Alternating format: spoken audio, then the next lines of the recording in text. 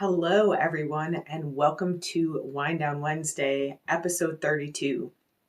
And then the other announcement I wanted to make tonight is that my new single, Open Your Heart, is now available. It's on all streaming platforms, so Spotify, Apple Music, Amazon Music, all of those. And you can also download it from my website if you'd like to directly. Tonight we are going to talk about decluttering and renovating our energetic house. And I'm excited about this topic. I'm a little bit nervous about this topic, but that tells me that it's an important topic to discuss. So decluttering is a pretty popular term. You hear that a lot right now, ever since Marie Kondo's book about tidying up came out. They even made a show about it on Netflix. And then we're also at the beginning of the year, and I feel like a lot of people feel that urge to kind of declutter. We're getting close, hopefully. Well, many of you are not very close to spring, but we're getting there. And so spring cleaning comes up. So decluttering, I see a lot of people right now who are talking about decluttering their physical space. And I've been dealing with some things emotionally and energetically, and it made me want to talk about decluttering our emotional space, our energetic space, our energetic fields, because that is just as important as decluttering the physical space, and they're very much related. So the physical space is kind of a reflection of our internal space and vice versa. So there's a lot of different ways that we can declutter our energetic field. And I'm going to talk a little bit about the difference between decluttering and full-on renovation, because full-on renovation is kind of what I've been going through, and that's what got me thinking about this topic. But I want to talk a little bit about decluttering because we're going to do a little bit of both tonight in our meditation. So to me, decluttering there's levels of decluttering. So there's the surface level of, oh, I picked this up this week and I don't really want this and I'm just gonna, And that's why we have a regular practice. That's why we have a regular meditation practice. That's why we have a regular sound practice. That's why we practice things like conscious movement and yoga. That's why we go to see an energy worker, or we get something like Reiki or BioTouch that helps us do this kind of frequent decluttering that keeps us moving, that keeps us in flow. So our goal is to be in flow all the time.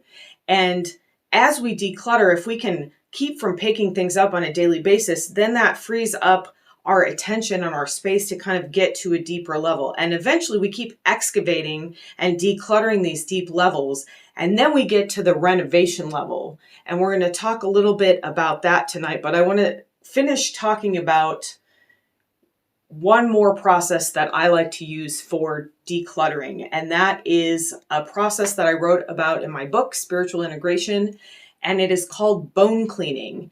And the meditation on bone cleaning has not been released yet on my website, so we're going to do a little bone cleaning meditation tonight, and then eventually we'll have the full meditation for bone cleaning. It's just something that kind of keeps getting pushed down to the bottom of my list as things come up for me to do. So bone cleaning allows us to literally, figuratively clean our bones, literally, energetically clean our bones. And as we clean our bones, that's one way of decluttering the energetic field within the body. And then it also stirs up the energy of our back body and brings more to the surface. So if you've ever done any decluttering in your house, maybe you have a pile of papers or something and you're going through the pile of papers, and then underneath the pile of papers is this one paper you'd been looking for like 10 years and you thought you lost it, but hey, you had to get through all this other stuff to find that one paper. So that's kind of how the back body works. The back body is all the stuff that we shove behind us. So we have this surface level of decluttering, and then we have sort of the deeper stuff, or the stuff that we haven't been able to look at, that maybe we didn't have the tools to deal with. And that's where bone cleaning comes in. So bone cleaning not only cleans and declutters, but it also kind of stirs up some new things that you can then look at and then clean and declutter. So we're going to do a short bone cleaning exercise tonight, and then we're going to go into a little bit, we're going to dip our toe in the water a little bit on full-on renovation. And you'll have to excuse me, I'm going to stick with this kind of decluttering renovation metaphor tonight. I love to watch house renovation shows, so I probably know more about it than I should have for somebody who doesn't actually do any real renovation. But I think it's a good concrete metaphor for something that we're talking about that's really abstract, that's maybe hard to wrap your mind around. So just bear with me as I get through these metaphors here, because I'm hoping it will make this easier to understand and easier to grasp. And maybe less scary too, because this full-on renovation is a scary thing. So what I'm talking about when I'm talking about energetic or emotional renovation is making changes to our core beliefs. And our core beliefs are our most central ideas about ourselves. They're basically the lens through which we view everything that happens to us, the way people treat us, the events that happen to us in our lives. And where do these core beliefs come from? I think it's a variety of places. It definitely comes from our family of origin, and I'm going to come back to that because that one's really important. But it also comes from society at large, the society that we're living in. It comes from our peers, especially as we're in that really vulnerable adolescent phase. I think a lot of our core beliefs are kind of shaped in that period of our lives when we're first differentiating ourselves away from our family and trying to kind of create our own identity, but we end up sort of looking to our peers to form our beliefs. But the family of origin is really important. And what is that term? Just means the family that you grew up in. And I want to be very clear here that when we're talking about getting your beliefs from your family of origin, this is not a blame game. This is not like, oh, my parents believe this and now I believe it. That's true. But why did your parents believe it? Well, they believed it because their parents believed it. And why did their parents believe it? Because their parents believed it. So what we're really talking about here is something that we dealt with way back at the beginning of these Wind Down Wednesdays. We did an episode about healing ancestral trauma. So this is part of that ancestral trauma. When we have a core belief that's based in fear, which pretty much every one of us still does, I'm going to get into that. That core belief, that fear-based core belief, that seems like it's part of who we are, came from this generational trauma. Somebody back in our line started believing this core belief. Maybe it was the very first upright human who had these higher kind of cortex functions that were able to get really complicated in their relationship with themselves and others. And it just cascaded down to us.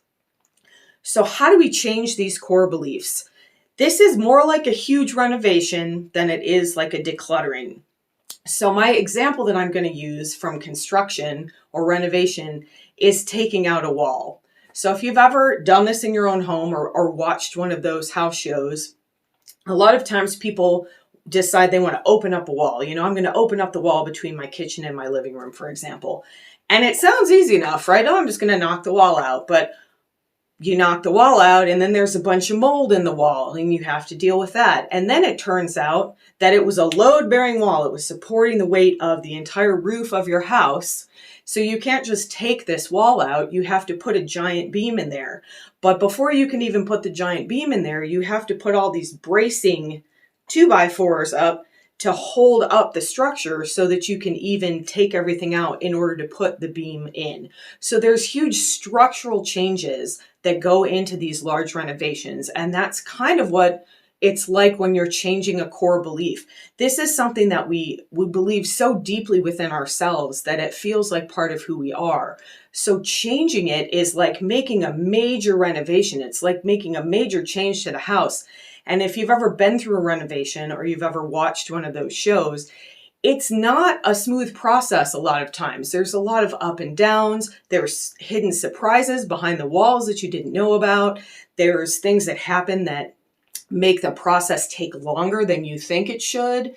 And then there's the absolute just chaos and destruction of living in a construction zone, of living with all this dust and all this debris and the stuff that gets stirred up when you do a renovation. And all of that is true energetically, pretty much literally. Again, it's figuratively, but when we make a structural change to a core belief, it's like we're taking out a wall in ourselves. And one of the things that sometimes happens if you watch those house shows is that someone might walk into the space and say, oh, this is too open. This is a lot more open than I was thinking. There's actually some fear that comes up because this space is new, it's different, and it feels like it's not our space anymore. So I want to give a couple of examples. And one of the things that I feel like I've talked about a lot on the show, and it's something that I've been dealing with, and I feel like my structure is sound now in coming out of scarcity thinking and into abundance thinking. And that doesn't mean that my journey is over. That doesn't mean that I'm not still decluttering things as they come up and I recognize, oh, that's a form of scarcity thinking. Oh, that's a form of scarcity thinking. But overall, I've done the renovation and I'm living in my new space. But underneath that is another core belief that I've been dealing with. And I think maybe not this specific belief, but some version of it is held by just about every one of us in some way. And so in general, this is a belief about your value. So I'm not blank enough, or I need to be blank to be worthy of love. And so my example, and I've talked about this before, but this has really been coming up for me. It's something that I've been trying to declutter this my entire life, but I feel like right now I'm doing the renovation work and I'm in kind of a messy phase of it. So my value belief is that I am not worthy to be loved unless I am thin. And I feel like that's a very common belief that many women hold. And for men, it might be a different form of that when we're talking about body image or body shame. For men, it might be, I need to be strong or I need to be big. For women, it tends to be, I need to be small. So on the surface of it, that is an absurd idea. Like if you get into your observer self and you just look at that objectively, why would your size have anything to do with your worth as a person? It doesn't even make any sense. But it's a core belief that many of us hold. And again, that specific belief might not be yours, but there's probably something that you can fill in that blank. And I'm going to say it again. I'm not blank enough, or I need to be blank to be worthy of love. So it could be, I'm not funny enough to be loved. I'm not smart enough to be loved. I'm not a good parent enough to be loved. Or if I was a better parent, I would be more worthy of love. If I was a better person, if I was more successful, if I had more money, you could fill anything into that blank. But I'm willing to bet that 99% of us struggle with a belief about our value. And it's an inherent belief that so many of us have that in some way we're not worthy of being loved, that we're not valuable just as we are, that there are conditions on our value, that there are conditions on how lovable we are. And that's probably the core belief, perhaps at the bottom of all of these other beliefs, at the bottom, underneath scarcity thinking, underneath all these other kind of core beliefs, is this feeling that we're not valuable enough. And it's a tough one. It's a tough one to really look at. It's an even tougher one to change. I'm getting kind of hot right now, so I know talking about it is even making me uncomfortable. And it's not admitting it to me. It's not the vulnerability of it. It's just sitting with that discomfort of recognizing that somewhere inside me, I still, after all the work I've done, after all the years that I've put into the spiritual practice, I've still got this core belief that I'm not valuable enough, that I'm not worthy unless blank, unless I'm thin enough, unless I'm beautiful enough, whatever goes in that blank for you. And the process that I've been in, I was really struggling this last week. I was talking to a friend about it, and thinking about it in terms of construction actually really helped me. And that's why I decided to bring this metaphor in tonight. So the process that I'm in right now, I'm going to use that knocking out a wall again. And so I feel like I knocked my wall out when it came to that core belief. I exposed that dirty underbelly, the mold and the crap that's under that thinking, that the feelings that are under that kind of objectively absurd thought about value. And I put up my little bracing 2x4s, and I've even installed my structural beam, this giant new beam. So the space looks more open. My beam is there. I have the support to step out of that belief. I have the tools I need to support myself in letting that core belief go. But then I got to the step in the renovation where I looked at my space and it didn't look like my space anymore. This living room doesn't look like my living room. This piece inside of me doesn't look like the piece inside of me.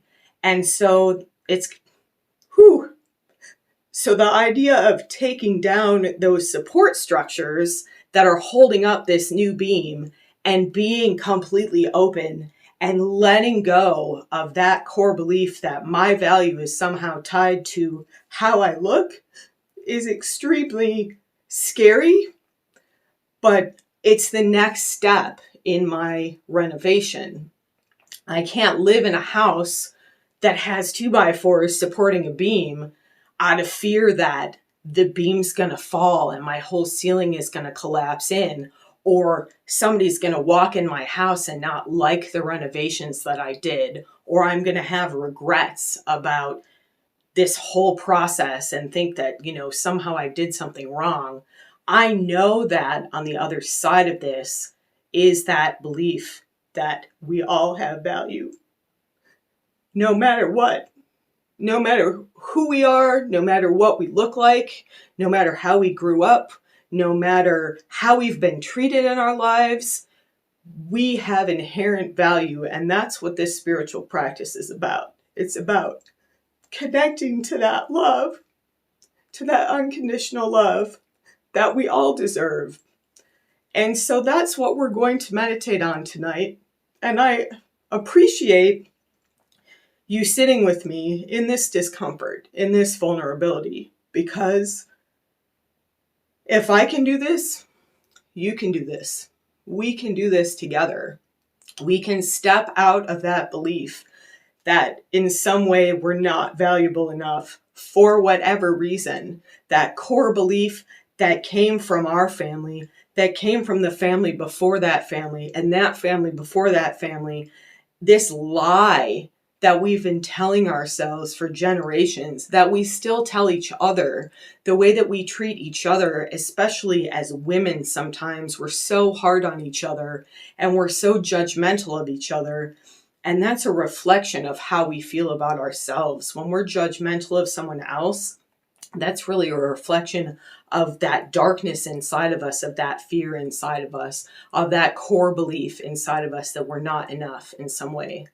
And I see in society now, and I see in the other people that are doing this work, that people are letting this go, that it's time to step out of this as a society.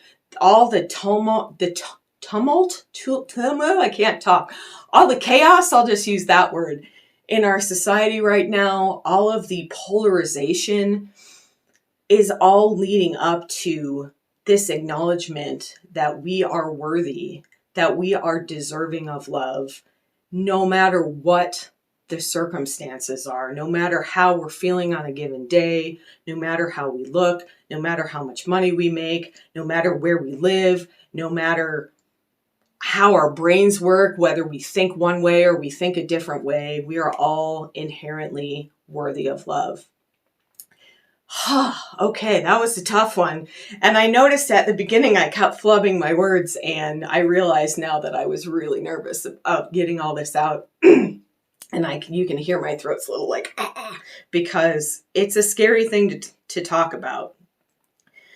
So, as we get through renovation, how do we do this? What do we do? Because you can see from my reaction, it's still scary. I've been doing this for a long time. I help other people do this, but it's still a scary thing.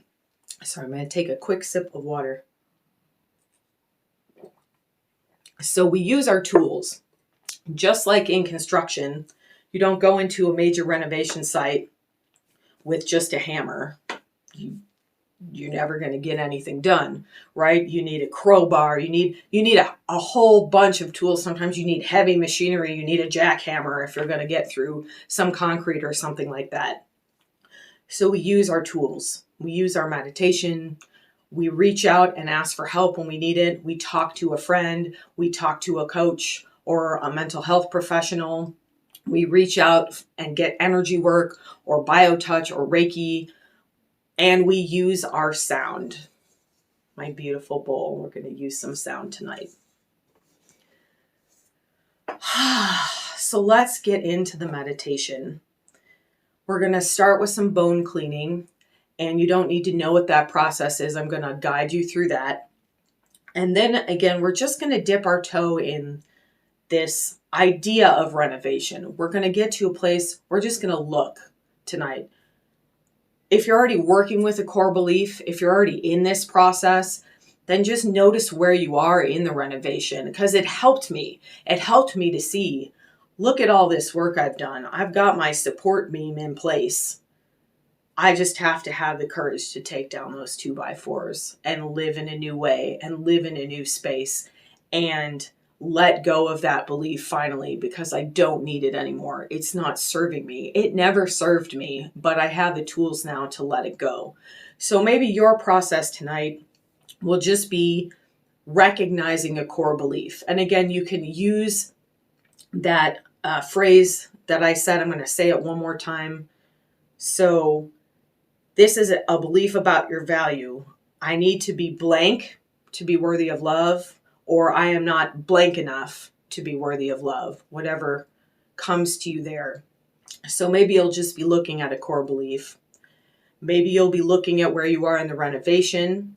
Maybe you'll be sitting in some gratitude for how much progress you've made, even if it still feels like you're in that chaos and a little bit of that destruction and your house doesn't look quite right. Maybe you're on the other side of it, but still in fear because it looks like such a different space. And any one of those places is perfectly okay to be. So let's meditate together.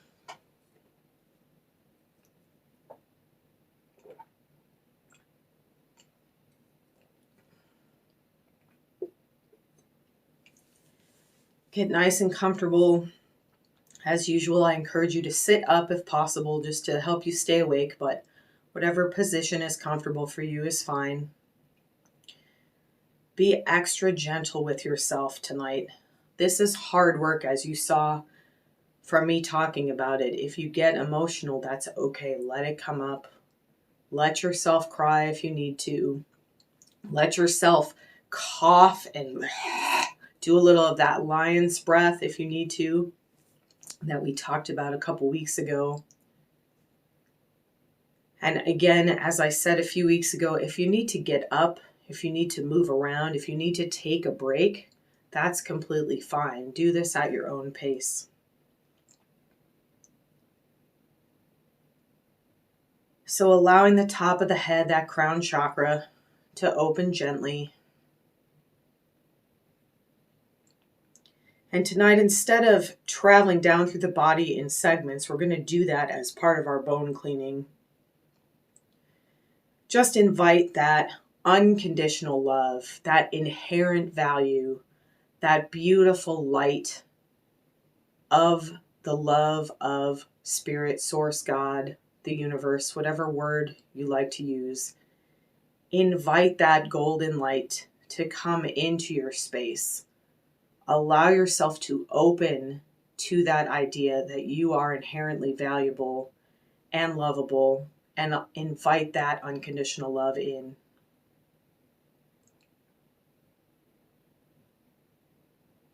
And then we're going to start tonight at the sacrum, the tailbone. Just first bring your awareness to that big bone at the bottom of your back. It's shaped like a triangle. Sometimes I like to think about bone cleaning like I'm at the dentist. So you have different tools to use here. You can use a brush. If you're just gently removing some debris, you might have to get a pick out. You might have to get something to kind of scrape if the debris, energetically speaking, is kind of hard, and your intuition will tell you what to do here. And sometimes you might have to get a power tool out, and That's appropriate for most bones. I will tell you the ones that we need to be more gentle with. So the sacrum is a place where we store a lot of gunk. A lot of decluttering can be done at the sacrum. So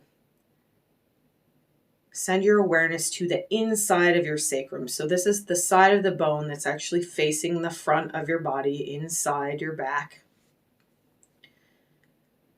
And to start with, just imagine a brush. We're going to start with something pretty simple. And just imagine that you're brushing the inside of your sacrum. And you can see I'm doing that movement with my hand. You can do that if you like.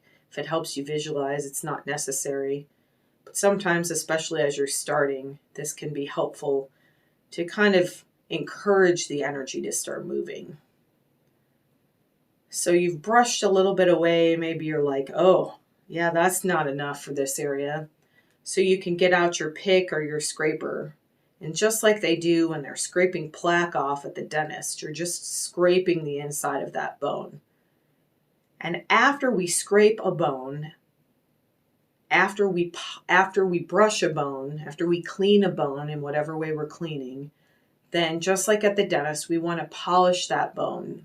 So we don't want to leave any nicks. We don't want to leave any little miniature cuts in our bone here. So we polish the bone. You can imagine something like they use at the dentist or a polishing cloth, or you can just use light and allow the light to polish that bone once you're done cleaning it. And as usual, you can come back to this meditation as many times as you like. So if you feel like you're not done with the sacrum, that's okay. You don't have to do all of this at once, because remember that anything that you stir up here, you will need to deal with. You will need to use your tools to continue to declutter this, whether you come back to bone cleaning, you do some other meditation or some sound practice, some chanting, or you reach out for some energetic work. This is the beginning of a process. So from the sacrum, we're moving into the femurs. Those are the big bones in your thigh. And for the femurs, I usually like to stick with a brush. And for most of bone cleaning, I like to imagine that I'm cleaning the inside of the bone rather than the outside. So you can just take your brush and brush down those big thigh bones, the femurs, in each side, each leg, just a few times. Again, this is just an introductory meditation tonight. You can come back to this. So we're just doing some introductory spring cleaning or decluttering here. And after you're done brushing the femurs, then send some polishing into there, send some light. You can imagine a polishing cloth or one of those ultrasonic polishers they use at the dentist, whatever imagery works for you. I don't particularly like the dentist, but the dental imagery works well for me when I'm cleaning bones. And then just very gently at the kneecap, your patella, do a little brushing here. This is a place you can use a gentle picking, but most of the time a nice stiff brush works. And both sides again of the patella. And then send your polishing, your light in whatever way works for you. And moving down into the bones of the lower legs, the tibia is the big shin bone and the fibula is the smaller bone on the side. So just imagine that you're brushing, and you might use a smaller brush for a smaller bone, but it doesn't really matter. This is intention as usual in energy work. So just use the intention of brushing down those lower leg bones and then polish. And you'll find here that you get into a little bit of a rhythm. So now we're going to do the bones of the ankle and the feet together. And there's a lot of little bones in the feet. It's not important that you know the names of them. But get a nice stiff brush here, because the feet, a lot of stuff gets stuck in the feet. So you can imagine there's a lot of little crevices in those bones there. So you're maybe kind of tapping at those crevices. You're brushing away at those crevices. You're brushing each toe bone. And then again, polish the feet. I love to send light to the feet and the hands especially. And the way you do that is just with intention. Just, you can hold your hands like I do. This is kind of how we use our hands in Reiki, but that's not important. Just use intention and send light into your feet.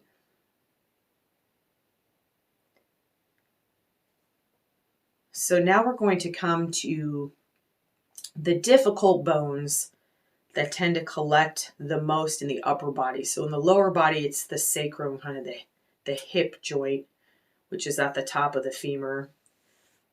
So in the upper body, it's the sternum, the breastbone, and the shoulder blades. That's where a lot of our gunk collects, and especially the heart-related stuff. So in the sternum, you can use a pick. You want to work slowly and gently. You can stick with a brush here. So this is the breastbone in the center of your chest, but you're imagining that you're working on the inside of this bone, the side that's the closest to your organs. And again, just brush, pick, whatever works for you here. We're not going to do too much work here. And then get your little polishing cloth. I do like to polish the sternum. It's a really big bone, and it tends to get so much gunk there that there's little crevices, and we just want to really polish that up after we stir anything, after we declutter any gunk or plaque off that bone. And then we're going to go to the shoulder blades, the scapula, and that's those big flat triangular bones that are kind of behind the front of your shoulders and the upper back. And there is so much yuck that collects on these. So this is where sometimes I might get out some sort of an industrial tool. I might get a big pick. I kind of like the hand scraping. I actually like that at the dentist too. It seems like it's more satisfying to me, but you can use something, you can imagine more of a power tool, but you're really going to scrape the inside of the scapula. And you want to do this one at a time. Anytime there's two, it's just easier to do it one at a time. You can scrape both bones and then kind of polish them together, but you want to scrape them at the one at a time so you're really focused. And then after I scrape, I like to brush a little bit. So I'm going to brush that bone. And then I am going to polish that bone before we move on. So go ahead and get your little cloth out or whatever you're using and send some light. And then do the same thing on the other scapula. Scraping the inside of that bone. Brushing that bone. And this is something you can repeat often. The more often you repeat this, the less gunk, just like getting your teeth cleaned, you want to go twice a year. So if you do this monthly or so, it's more of a maintenance practice and less of a, oh, there's so much stuff here to get rid of. Why did I wait so long? So you can include this as one of your maintenance tools, as one of the tools you use while you're decluttering, while you're renovating. And then polish up this bone, send some light to this bone. And then we're going to come into the rib cage. And here I like to just brush around each rib, just once or twice here. Just imagining, you don't have to know how many ribs there are, exactly where they are, just used intention. And then I like to use light here. You can also use a polishing cloth, but they're kind of smaller bones. And then we're going to do the rest of the spine. So we started at the sacrum, but now we're going to work our way actually from the chest down, because the neck, the cervical spine, is another place that collects a lot of goo. So starting from the breastbone straight back into your back, just start brushing down the spine. And if you know much about the spine, there's little vertebral bodies.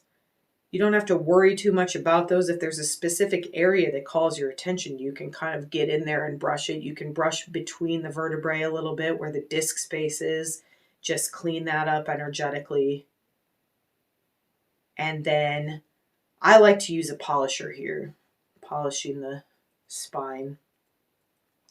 And before we go on to the neck, we're going to do the arms just quickly. Just like the femur, just like that big bone in the thigh. You're just going to brush down the humerus, the large bone in the upper arm. And these are bones that I usually stick with a brush, but you can use whatever you want here. Do a little polishing. Same thing in the elbow. And then the radius and ulna, the 2 bones of the forearms. Just brush along those. And I am kind of doing these at the same time just to save time. They're smaller bones. They don't hold as much. They do hold some gunk, but not anything like some of the larger bones. And polishing the forearms here, and then wrists and hands. So in the hands, I never use a pick. You can use a brush lightly in the hands. And then my favorite thing to do is use light, because in Reiki, when we channel energy, the light comes through our hands. Our hands, whether you've been Reiki attuned or not, your hands are able to transmit that unconditional love, that spirit energy. So I like to picture a UV light here shining on my hands, all around my hands, just disinfecting my hands, and then brushing away any goo here, kind of polishing the hands up a little bit, and then just spending a few seconds imagining light, inviting that unconditional love, that golden light of the divine to come directly into the hands. And then coming to the upper part of the spine, from the breastbone to the neck here, the cervical spine. This is a really delicate area, but it also holds a lot of gunk. So you can actually get pretty, I was going to say aggressive. That's not the right word. You can get enthusiastic with your cleaning here. I like to stick with a brush. This is a delicate area, but you can get a nice stiff brush and really brush the bones. Another way to visualize this is like you're on an archaeological dig. So you're being very gentle with these bones that you uncover, but you're still cleaning them. You're getting a nice stiff brush and cleaning all the dirt off so you can really declutter this space so you can see the bone underneath so it's shiny and polished. And then polishing that cervical spine, the neck. So the jawbone is another place that we tend to collect a lot of gunk, and you can get a pick here if you want, doing the inside of the jaw here. You can stick with a brush, whatever feels right, and polishing that, sending light there. And then for the skull, we're sticking with light. We don't need a brush here. I don't think a brush is going to hurt, but my intuition always tells me. So you can put your hands on your head if you like, or just send the intention of sending light into your skull. And you can use a polishing cloth here, imagining yourself polishing the inside of your skull, cleaning that bone.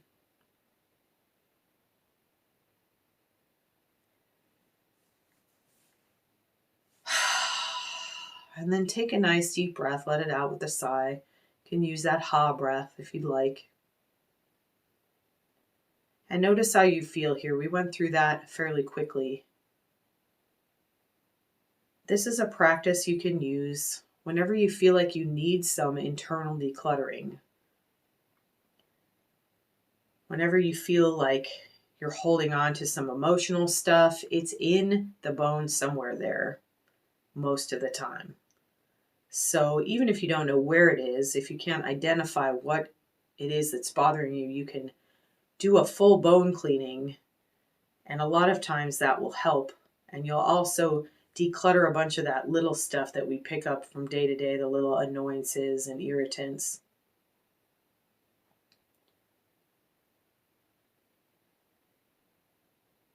So take a nice deep breath, let it out with that audible ha. We're going to move on to the second part of the meditation.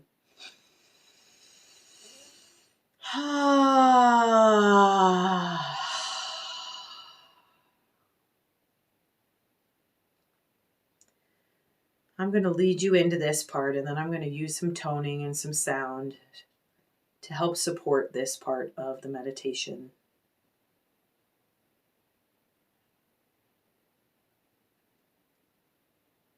So allow yourself to think about one of your fear-based core beliefs.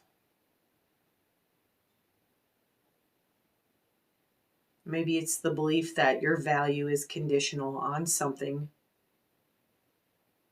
Maybe it's a scarcity belief that there's not enough of something. Maybe it's just the feeling that you are not worthy of love in some way, that you're unlovable in some way. Let yourself get a glimpse of this, and if you're already working with one, really look at it.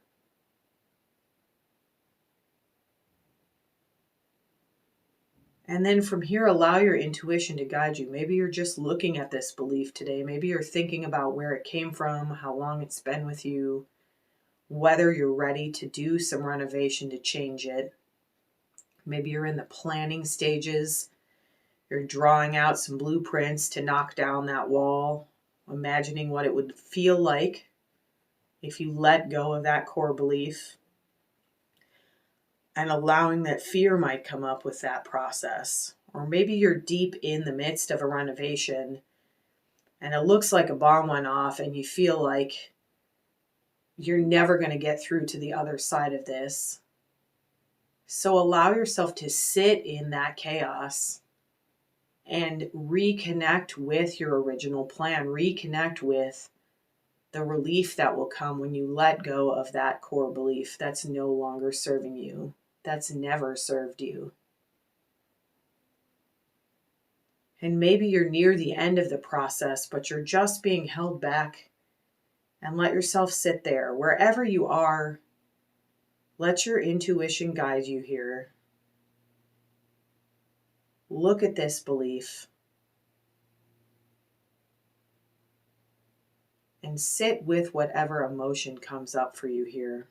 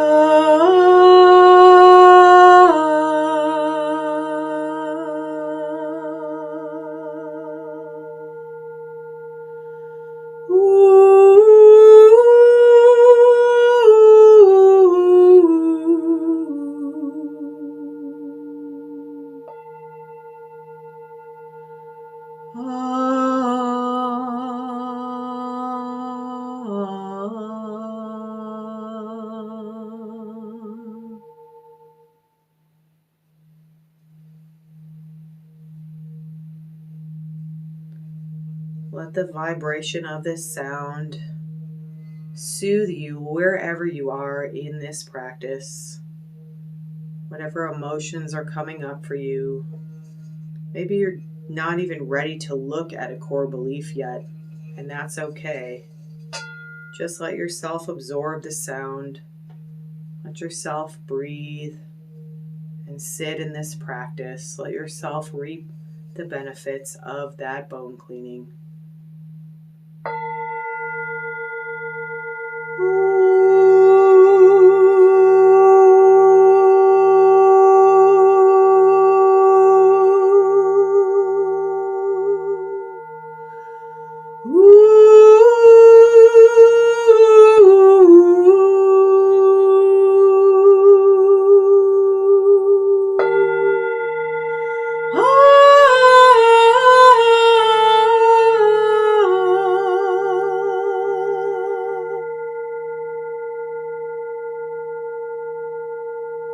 Allow yourself to feel your value, to feel your worth, to recognize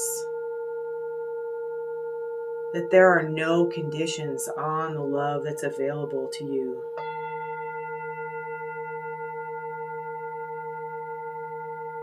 that this divine unconditional love is yours. It's yours to receive. It's yours to give.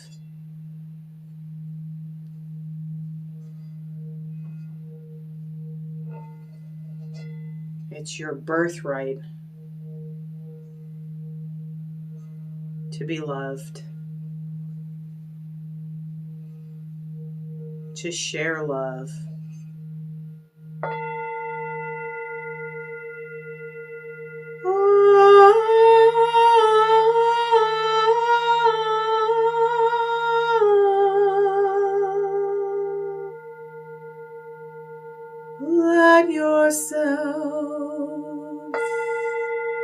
Let yourself be loved. You are loved. You are loved.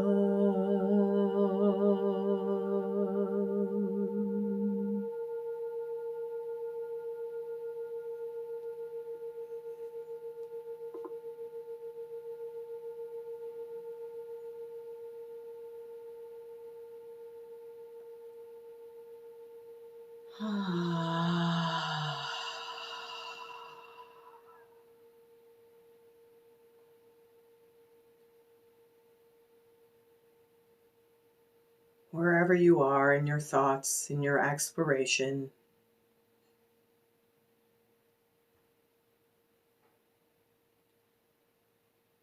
know that it's okay. Know that you are safe. Know that you are supported. Know that you are loved. Know that you have value. And know that you are strong enough to renovate your energetic house, to declutter your energetic house, to enjoy the new space of your energetic house.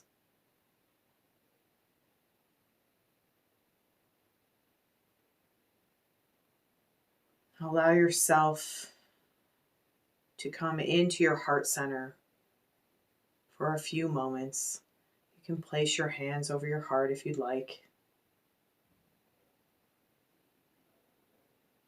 And affirm with me, I am fully present in my physical body.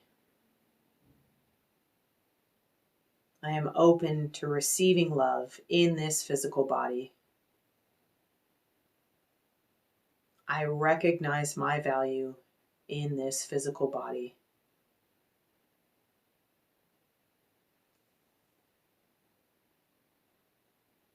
If you'd like, you can gently allow that crown chakra at the top of your head to close or leave it open with the intention that it is for your highest good and your highest good alone. Allow that feeling of value, of unconditional love to flow through the top of your head. Let it come into your face, your jaw, your neck and throat.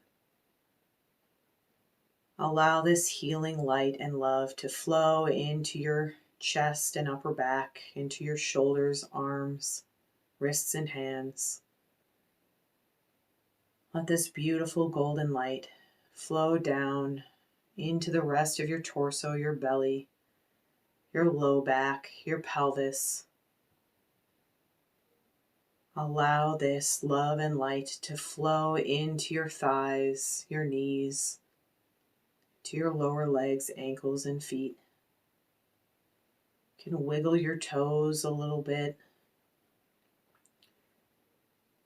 Flex your hands, roll your wrists, move your head and neck around a little bit. Let yourself come fully back into this space, into your energetic space.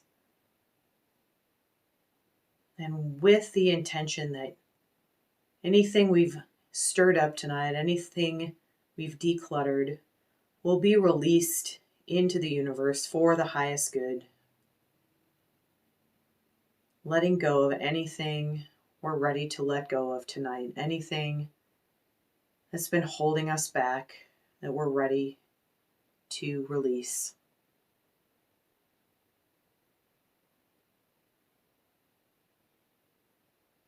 And joining with me, if you can, we're going to end this meditation with a long sut and a short nam just once. This is truth and identity. The truth of your identity is that you are beautiful, you are valuable, and you are loved just as you are in this moment and all moments to come.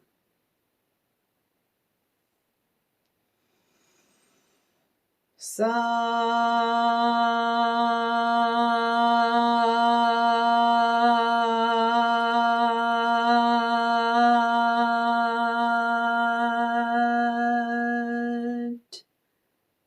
Nam.